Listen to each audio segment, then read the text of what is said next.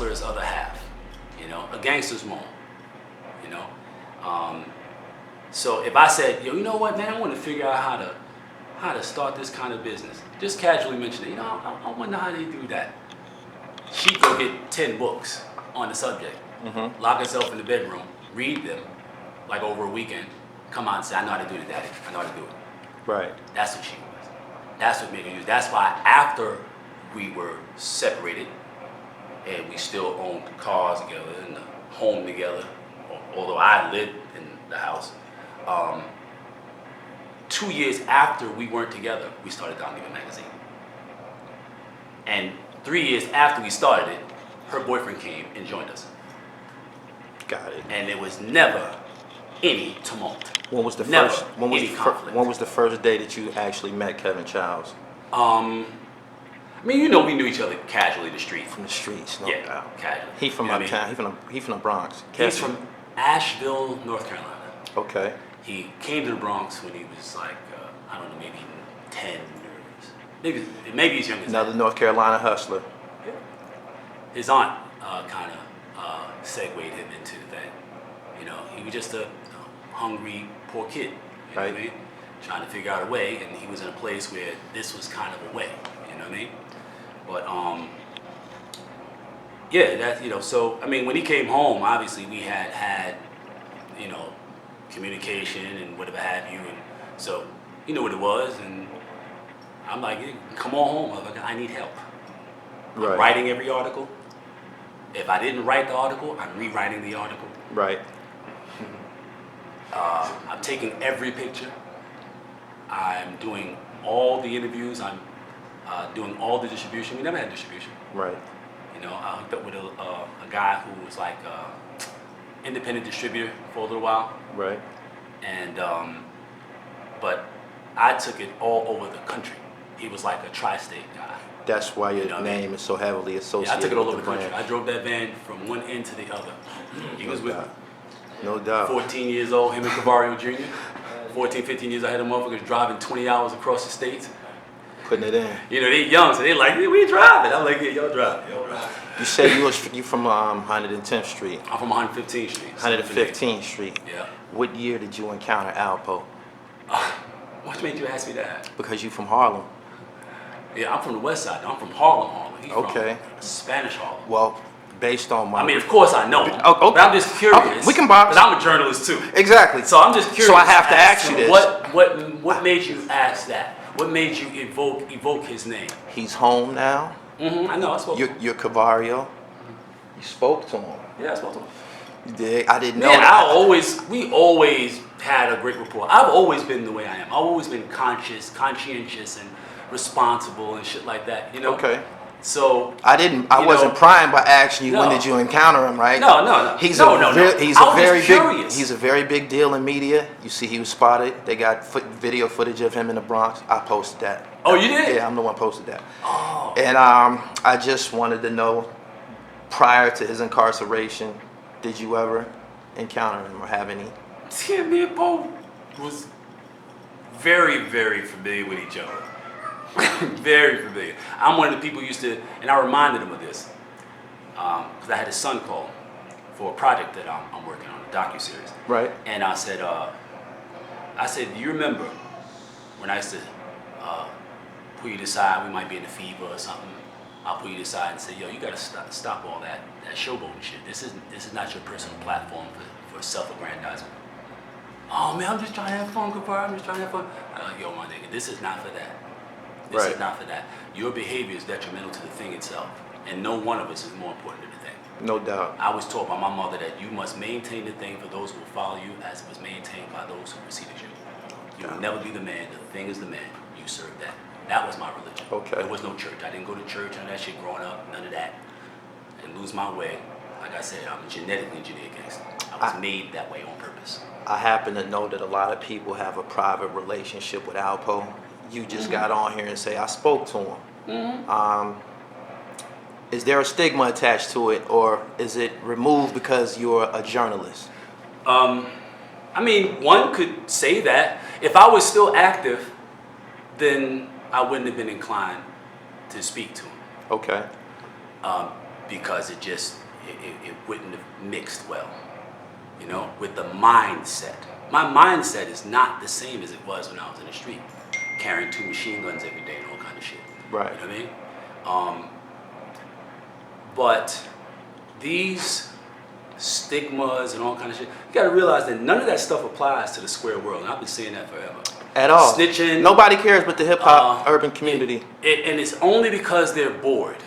Because if you're not from the street, then none of these morals that we had as street people, none of these ethics that we observed, none of these rules that we were inclined to follow, none of these rules we were inclined to follow that governed our existences, that made us inclined to go against our own natural inclination to protect ourselves, to uphold, none of these things have anything to do with you.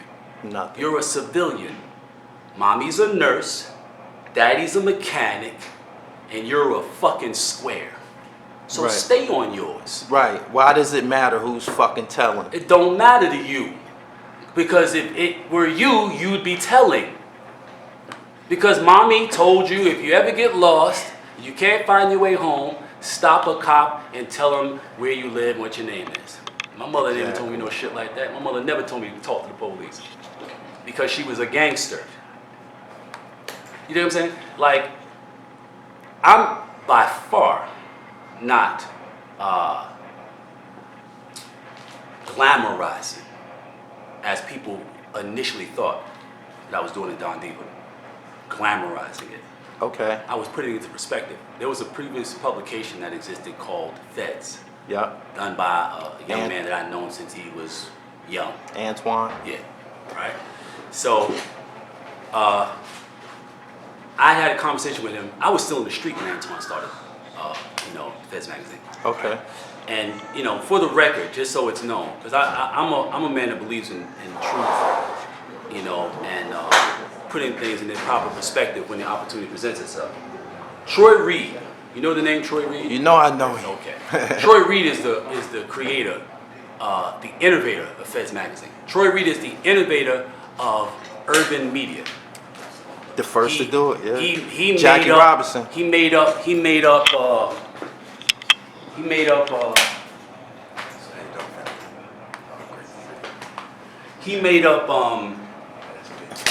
Feds magazine, and AZ took him with those first few pictures and all that, whatever, that ended up being in the first issue.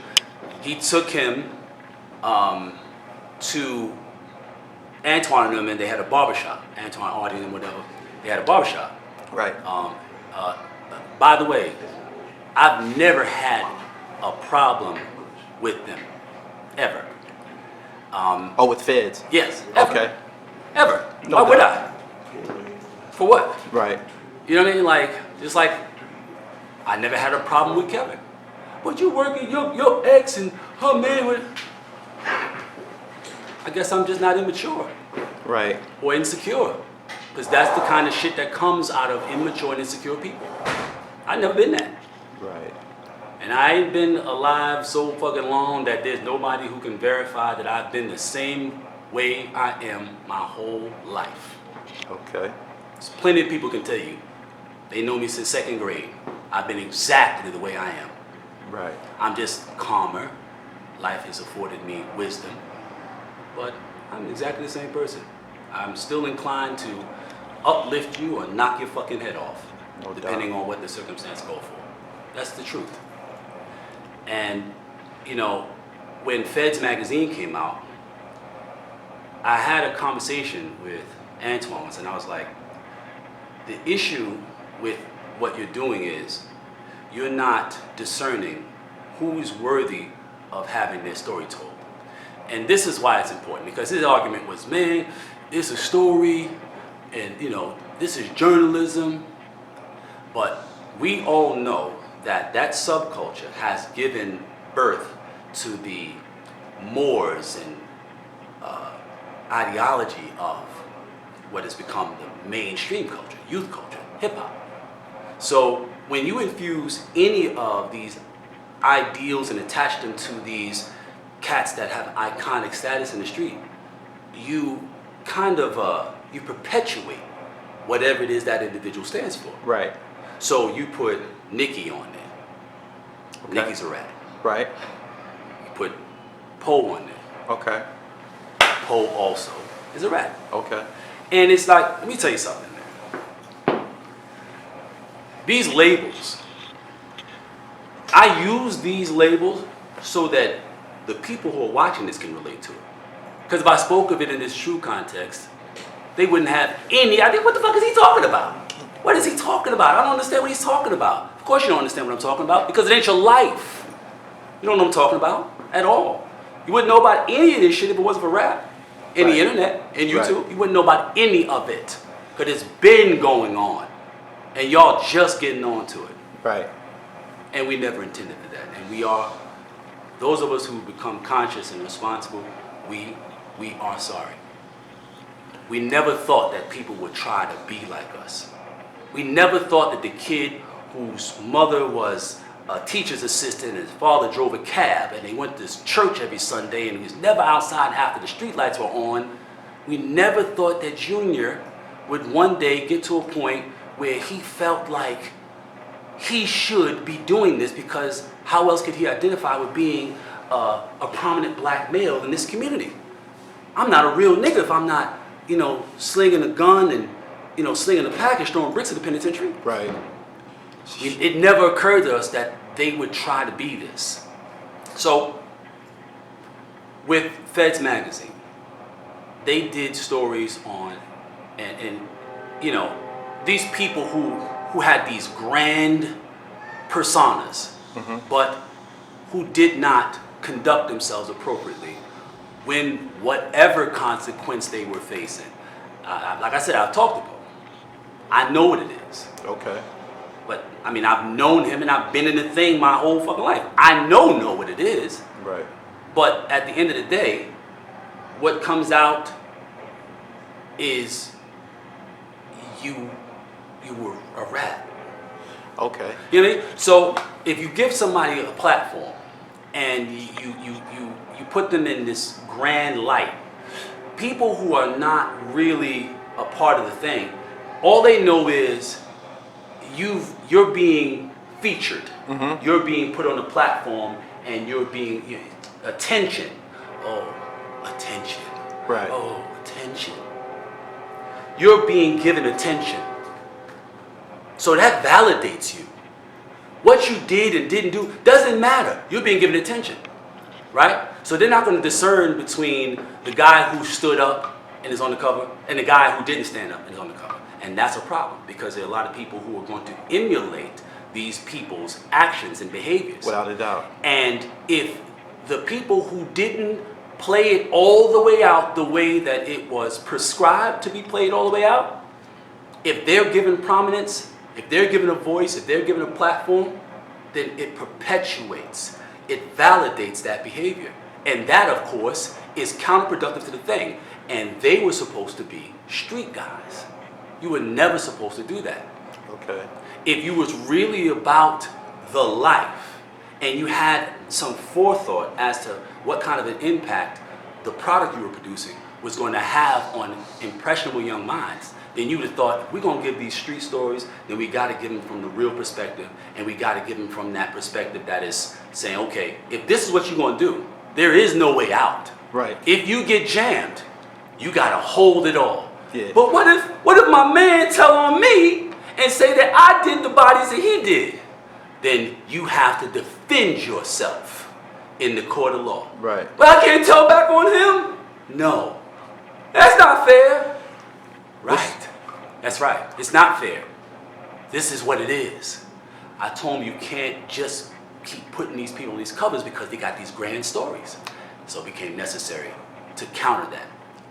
Nobody in Don Diva magazine ever betrayed the code. What's the difference between Antoine putting Nicky Barnes or Alpo on the cover of a magazine and Don Diva putting Rich Porter on the cover of a magazine, but talking about Alpo all through the story? So you can't separate Rich's story from Alpo. You can't. If you do, that is like, it's a difference between speaking about someone and giving them a platform by which they can defend or, you know, protest or whatever have you, whatever else. Right. You know what I mean? In Old Gangsters and Young Guns, could you grab a copy of that from the trunk? It's in the flat box. I think that's the book of yours that I want. Yeah, I think that's flat the box.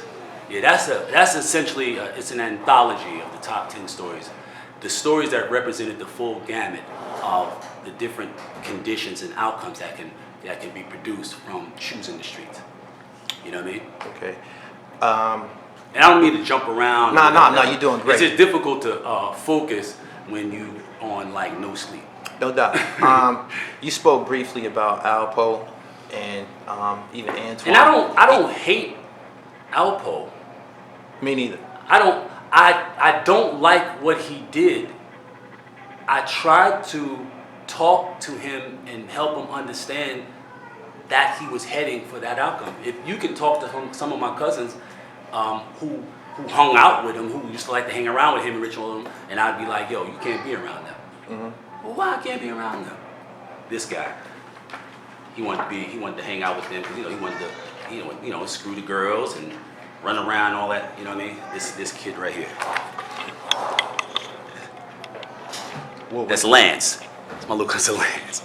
I heard of Lance before. That's Lance. That's Lance on 42nd Street in 1981 on 42nd Street. Sheepskin hat, coat, British walkers, gloves, everything. Yep. If you have any understanding of what that is and what that time is and what that place was, you would know. You had to be something to be walking around on 42nd Street at nighttime, and you were 11 years old with a sheepskin hat, coat, gloves, and everybody around you. You know, I mean, me and my cousin, the ones you see in that picture with the sheep, motherfuckers is getting killed for that. But he didn't have to worry about it. You know what I mean? But he wanted to hang around them. And I told him, you can't hang around. He said, why? I said, because he's going to jail, he's going to get killed, and he's going to tell. And it went just like I said on everything. Right. It went just like I said, not because I'm clairvoyant, but because I was indoctrinated with the understanding before I hit the street. Right. So I already overstood what will happen as a result of certain behavior, inevitably. And that's it, and I saw the behavior. So I saw it was coming. Define snitching for those who's on the outside looking in and trying to understand the contemporary meaning. Sure. When I was growing up, snitching meant stealing something swiftly with what they call with finesse. Okay. When you could snitch something and nobody even knew it was gone. That's what it was. But you know, this happens all the time. It happens more now because of the advent of the internet. We're having this conversation right now. There's a kid in this room over here. This kid picks up some of the words we say, but the words may stand out. They may sound attractive, but the child doesn't have the conditions in her life or his life that they can correctly apply the word, but they want to use the word. So they redefine the word in the context of their child existence. Right. That's rap. So in the metaphor, rap is the child. Okay? Got it. And snitching somehow evolved into, telling. Right. It's always been ratting. But snitching, it ain't always been snitching. But okay, we understand. Okay, this is the contemporary context of snitching. It's somebody who is part of a criminal endeavor and gets caught, and when facing the repercussions of his criminal activities, he turns on his confederates and gives them over to his to the enemy, which is any whether it's the law or stick up kids or another crew, anybody who ain't with us that you tell about us in a way that can be counterproductive to us. Right. You know what I mean? But you can't be the lady that lives on the first floor in the building that we hustle in front of, that goes out to work every morning and goes to church on Sundays, whatever, and be a snitch. That's not. You're a citizen. Right. And your tax dollars give you the right to press 911 and say this fucker is standing in front of my house selling drugs. Right. That's not